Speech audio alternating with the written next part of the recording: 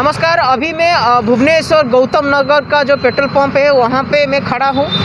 ये जो न्यूज़ हमने किए थे 2 दिन से पहले, आज क्या हुआ है देखिए।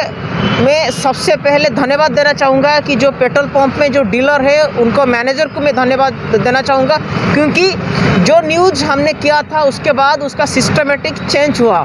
मैं आपको बता दूँ, जब एक पेट्रोल पंप पे एक कस्टमर आता है पेट्रोल डालने के लिए, गवर्नमेंट का इंस्ट्रक्शन रहता है कि फ़ोन को बंद करो,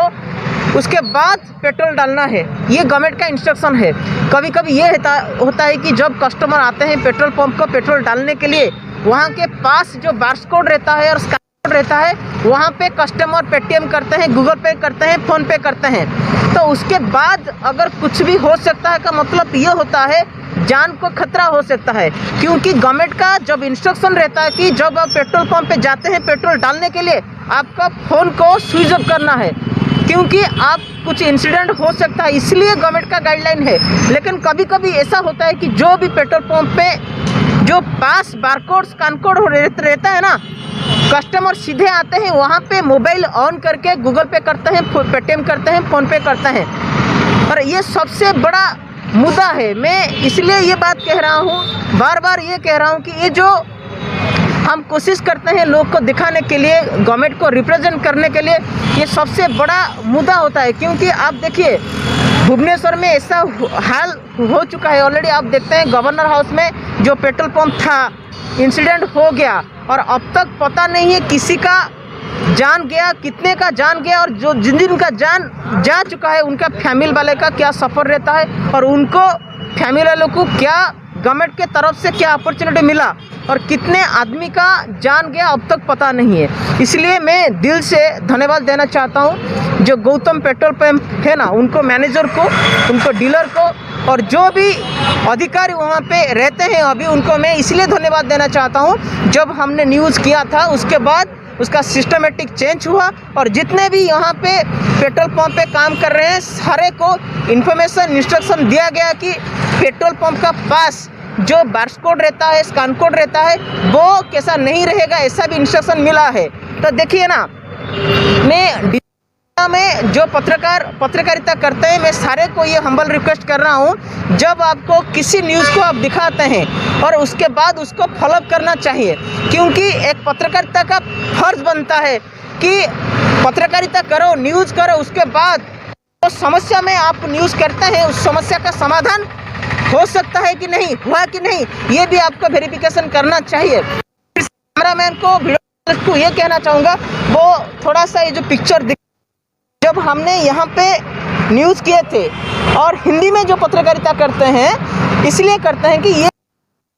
बिग इशू है, ये सारे इंडिया का इशू है और सारे दुनिया का इशू है। इसलिए हम कमेंट आया और बहुत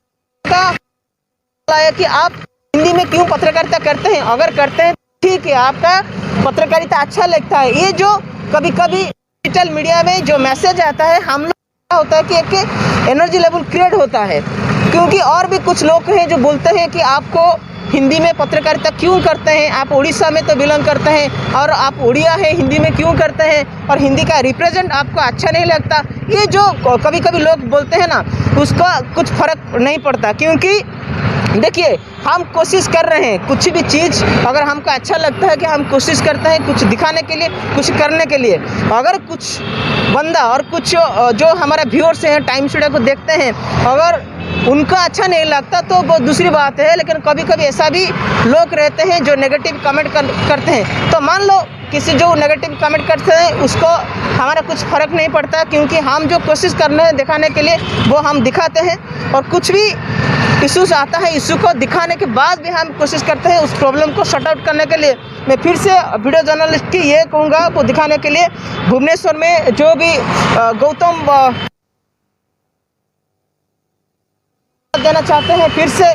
कह रहा हूँ, क्योंकि इतना दिल से, मेहनत से, लगन से हम पत्रकारिता करते हैं, लोग के लिए करते हैं। और यहाँ पे जो पेट्रोल और डीजल डालने के लिए जो कस्टमर आते हैं ना, उनका लाइफ को भी रिस्क रहता है, क्योंकि जो छोटी छोटी बात को अगर हम ध्यान नहीं देंगे तो बड़ा सा इंसिडेंट हो सकता है। ये सबके तरफ से, हमारी तरफ से एक मैसेज है, क्योंकि जब हमने आया था यहाँ पर ना, मैं फिर से दिखाना चाहता हूँ, यहाँ पे जो मैनेजर पे जो डीलरशिप है उन्होंने हमको विरोध किए थे कि आप मत करो, आप कर रहे हैं पेट्रोल डीजल यहाँ पे जो डाल रहे हैं उनका एम्प्लॉय के साथ आप बात मत करो, और आपका बात करने से वो डिस्टर्बेंस होते हैं और बहुत सारे कस्टमर आते हैं पेट्रोल नहीं डालते, वो चला जाते हैं। ये जो बात ने कहा था ना आज ही, हाँ हम अभी क्या करते हैं, उनके साथ हम भी बात नहीं करते और बात करना कोई ज़रूरत नहीं पड़ता, इसलिए कि हमने जो मुद्दा को उठाया था और जिन रिगार्डिंग हमने न्यूज़ बनाया था ना, उसके बाद सिस्टमेटिक चेंज हुआ। और एक पत्रकारिता का ये भी फर्ज होता है, जब एक न्यूज़ हम बनाते हैं उसके बाद उसका वेरिफिकेशन करना चाहिए, जिस रिगार्डिंग हमने न्यूज़ किया, न्यूज़ का इम्पैक्ट क्या हुआ, ये भी जानना चाहिए। मैं फिर से बार बार ये दिल से, मेहनत से, लगन से भी धन्यवाद देना चाहता हूँ जो पेट्रोल पंप मैनेजर और डीलर को, कि हमने न्यूज़ करने के बाद कुछ इम्पैक्ट आया और जो सिस्टमेटिक चल रहा था वहाँ पर कभी भी जान भी जा सकता था, जो सिस्टमेटिक था वो सिस्टमेटिक को चेंज किया और बारकोड स्कैन कोड को उधर नहीं रखते, क्योंकि गवर्नमेंट का गाइडलाइन है अगर आप फ़ोन को